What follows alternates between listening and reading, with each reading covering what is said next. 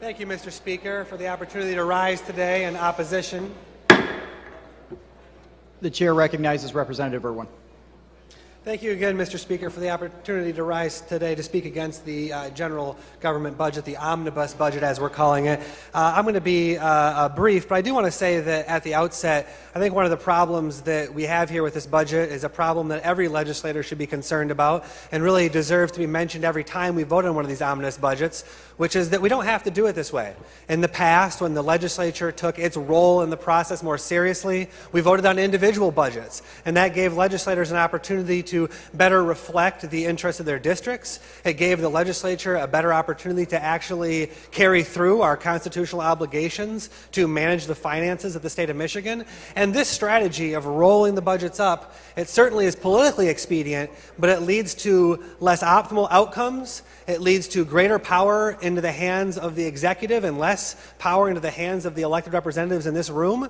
And I'm always surprised that there is so little concern on the part of the majority party for this issue of the power and responsibility of the legislature. Of course, maybe that's because you like the king now, but I assure you that in the future, the partisanship of the executive is going to change, and it would be wise for this legislature to take seriously our obligation to the people to deal seriously with the finances and to vote on these budgets one at a time. Having said that, I'm just going to focus on a couple items in this budget that I think are problematic, and that's a couple of many. One is the way in which this budget supports the new Senate office building. I think this is the sort of issue that there are very few people here in this room who think it's a good financial decision for the state of Michigan to put itself on the hook for $134 million to move the Senate office building half a block up the street. Right? This is a deal that I think very few people in this room would individually support. In fact, if this issue were voted on individually, I think you'd see overwhelming opposition from the members in this body to what the Senate is trying to do. Obligate our citizens to pay big money, $3 million per senator for this new office building.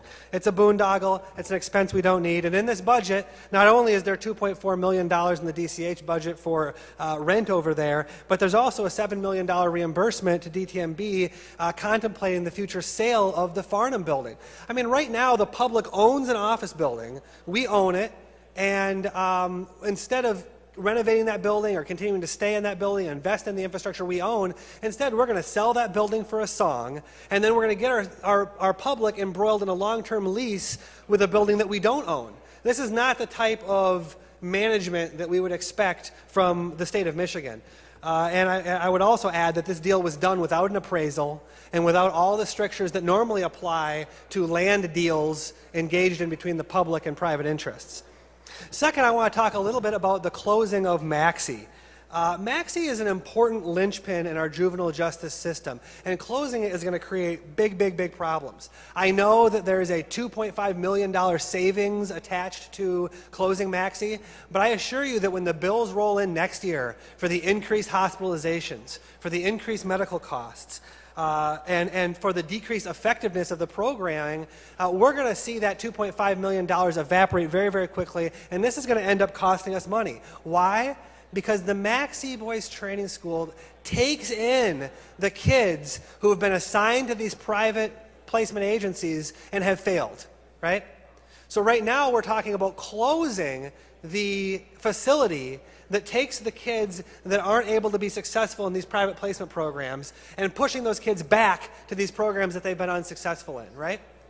Now, the Maxie School has an 80% success rate in rehabilitating young troubled teens who've washed out of these private agencies. These private agencies have already failed these kids, and our employees down at Maxie are having an 80% success rate keeping these kids out of trouble after they leave Maxie. And we're going to close that to send these kids back to the very same private agencies that failed them in the first place?